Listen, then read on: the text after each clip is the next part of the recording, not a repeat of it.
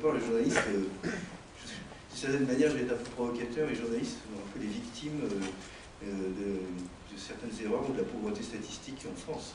Ils sont victimes par leur réputation, c'est-à-dire, enfin, c'est un peu provocateur. Ce que je veux dire par là, c'est qu'à force d'avoir trop bien accompagné, avoir trop bien fait la pédagogie de certains chiffres, et trop longtemps, les journalistes et les journaux ont vu leur cote de crédibilité tomber à quasiment zéro. Je rappelle que je fais partie d'une profession, il y a un indice de la popularité des professions. Tout en bas, il y a les hommes politiques, M. Pierre-Alain Muet, et juste à côté d'eux, il y a les journalistes. Je pense que les gardiens de prison ne sont pas très loin. Voilà. Je ne sais pas où sont les statisticiens, mais c'est quand même l'état exact de l'opinion publique vis-à-vis des médias aujourd'hui. Je pense qu'une partie de ce malheur commun de la presse et de la statistique vient du fait que, par exemple, nous avons, nous, journalistes, défendu trop longtemps l'idée que les prix n'avaient pas augmenté en France. Je pense que nous payons ça, c'est-à-dire qu'on ne peut pas prendre les lecteurs, qui nous ont payé nos journaux très cher, trop cher bien sûr, qui ont fait payer une redevance quand ils sont téléspectateurs. On ne peut pas leur servir ça tous les jours en disant l'impression que vous avez, c'est une impression de hausse des prix, mais il n'y a pas de hausse des prix. Ce n'est pas possible de servir ça à des citoyens, nous l'avons fait beaucoup trop longtemps.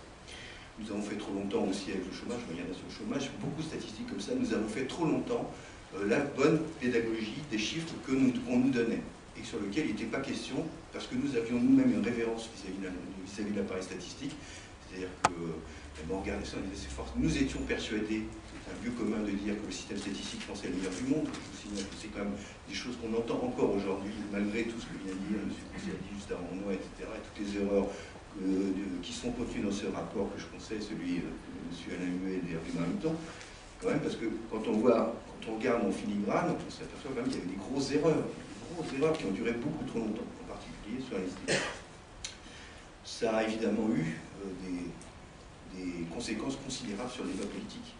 Par exemple, toujours sur l'indice des prix, raconter juste après l'euro, le passage à l'euro, qu'évidemment l'euro n'a aucune responsabilité dans la hausse des prix qu'éventuellement les consommateurs ressentent mais qui n'existe pas. Ça a évidemment, à mon avis, des conséquences en 2005 quand on fait voter les gens sur un projet de traité constitutionnel européen. Je pense que ça a aussi un rapport, quand on leur explique qu'il n'y a pas de hausse des prix et que les revenus continuent à augmenter, quand ils ont subi la modération salariale consécutive aux accords 35 heures, qui permettaient réelle la modération salariale, et qu'on leur explique donc concomitamment qu'il n'y a pas de hausse des prix, que par ailleurs leurs revenus continuent de monter, et qu'eux-mêmes constatent, quand ils sont surtout tout en bas d'échelle, que c'est moyennement vrai. Voilà. Et qu'ils ont quand même l'intuition appuyée sur leur expérience quotidienne, qu'on leur raconte des balivernes. Donc nous avons, nous journalistes, souvent raconté des balivernes avec, sur la foi du charbonnier, que l'appareil statistique nous disait la vérité. Et je pense que ça, c'est quelque chose qu'il faut savoir, il faut ouvrir les yeux sur notre propre pratique, ou sur notre pratique commune, alors, pour l'occurrence. Ça continue, je donne un exemple sur le débat politique. Par exemple, la représentation nationale a voté le paquet fiscal, dans lequel il y a la fameuse mesure sur les heures supplémentaires, subvention aux heures supplémentaires. D'après le rapport de M.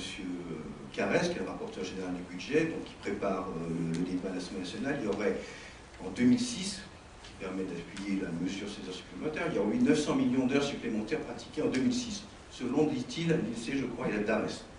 Bien. Évidemment, on a quand même fait un petit peu notre travail, c'est-à-dire qu'après, en 2008, enfin 2007, c'est là, 2008, on commence à poser des questions au gouvernement et à Bercy en disant, voilà, vous avez des statistiques sur la montée des heures supplémentaires, parce qu'on dépense quand même 4 milliards d'euros théoriquement, c'est dans le budget, ça, 4,3 milliards d'euros. Donc on dépense 4,3 milliards d'euros pour faire monter le nombre d'heures supplémentaires. Et quand on regarde la moyenne mensuelle qui est donnée par la COS, qui est à peu près la seule administration à donner un petit peu des statistiques sur, et à compter, parce qu'elle est un peu obligée, la COS est la banque de la Sécu, donc elle est obligée de demander à l'État de lui rétrocéder, de lui payer ce qu'elle ne perçoit pas sur les heures supplémentaires, donc elle compte quand même. On voit que grosso modo on aboutit à 400 millions d'heures supplémentaires annuelles pratiquées en France avec 4 milliards de subventions. Je ne sais pas si vous vous rendez compte, c'était presque la moitié de ce qui était prévu dans le projet de loi. Et répété d'ailleurs dans le projet de loi de finances suivant, parce qu'on a gardé la même. Et puis tout d'un coup, effectivement, Bercy, ils ont commencé à s'affoler et ils ont fait refaire la mesure. Donc en fait, maintenant officiellement, c'est tombé discrètement, il n'y a pas eu en 2006 900 millions d'heures supplémentaires, mais plutôt 650. Voilà. Je rappelle que dans la loi de finances, il y a toujours 4,3 milliards de subventions pour faire monter de on ne sait pas combien le nombre d'heures supplémentaires en France. On nage quand même, c'est un peu bubu quand même. Et pour les journalistes, c'est pas facile de savoir quel est le bon chiffre. Voilà, on nage comme ça, parce qu'on fait des efforts.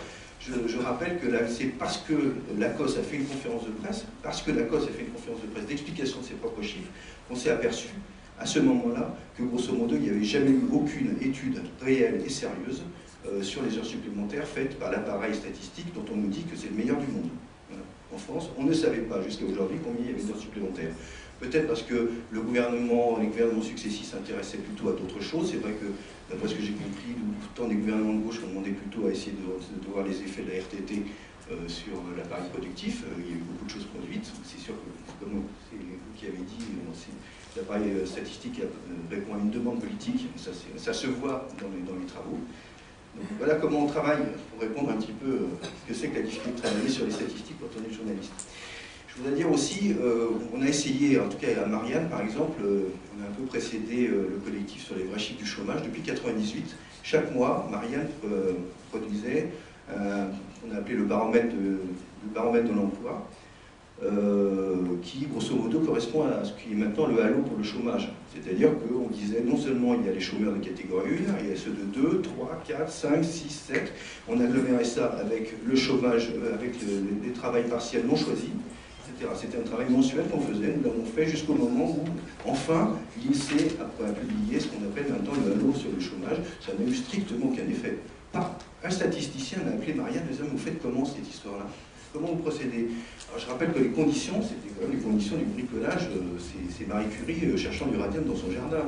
C'est Emmanuel Lévy qui, chaque mois, devait supplier le cabinet du ministre, l'INSEE, la DARES, de lui donner les 2 ou 3 chiffres dont il avait besoin pour essayer de faire une consolidation de l'ensemble de ces données que maintenant on nous dit que c'est vachement scientifique et que c'est super bien bordé. Voilà. Et grosso modo, on est tombé sur le même chiffre que celui qui est donné par l'INSEE aujourd'hui. À 100 000 près sur 3,5 millions ou 4 millions de personnes concernées. Franchement, c'était pas très compliqué, je rappelle, depuis 1998. Je ne sais pas de ma faute, j'y étais pas, mais c'est pas moi qui ai eu cette idée-là, donc je le dis avec d'autant plus de facilité. Je voulais rappeler que, par exemple, moi j'ai mis 2 ans à comprendre pourquoi les chiffres de l'immigration étaient minorés pendant très longtemps en France, chose qui est apparue dans une note de bas de page d'une note de lycée, qui m'a tiré l'œil.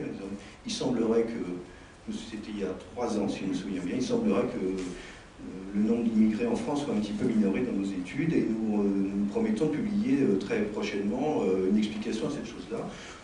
L'explication a mis 2 ans à venir. Grosso modo, ils nous ont expliqué que le recensement de 1999 était un peu bâclé et que l'ensemble des données étaient bâclées, dont celle de l'immigration. Enfin, je ne sais pas si vous imaginez, heureusement d'une certaine manière qu'il n'y a pas un journal d'extrême droite qui est allé faire sa une là-dessus en disant qu'en France, on ignore volontairement les chiffres de l'immigration. Voilà. Donc c'est quand même une interrogation pour un journaliste d'attendre 2 ans d'explication de ce type-là. Je l'ai demandé tous les 3 mois à l'INSEE. Tous les 3 mois, je téléphonais en me demandant quand est-ce que vous sortez la note d'explication sur l'immigration. Ça a mis 2 ans. Alors on parle beaucoup maintenant d'indépendance. Les journalistes sont très indépendants, évidemment très attachés par essence à l'idée d'indépendance.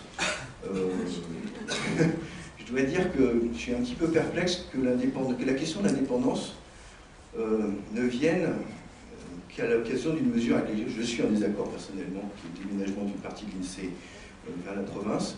Moi j'estime que des mouvements sociaux comme on en voit aujourd'hui à l'INSEE, avec lesquels je suis sur le fond d'accord, je le répète, auraient pu avoir lieu sur le thème de l'indépendance, le jour où l'INSEE a décidé de reporter de 9 mois l'enquête emploi sur le chômage, sur l'enquête emploi dont vous avez parlé, que ce jour-là, je pense que les statisticiens auraient dû poser les crayons en disant on ne fait pas ça dans un pays développé et démocratique. Et qu'effectivement, ça vient un petit peu tard. Voilà.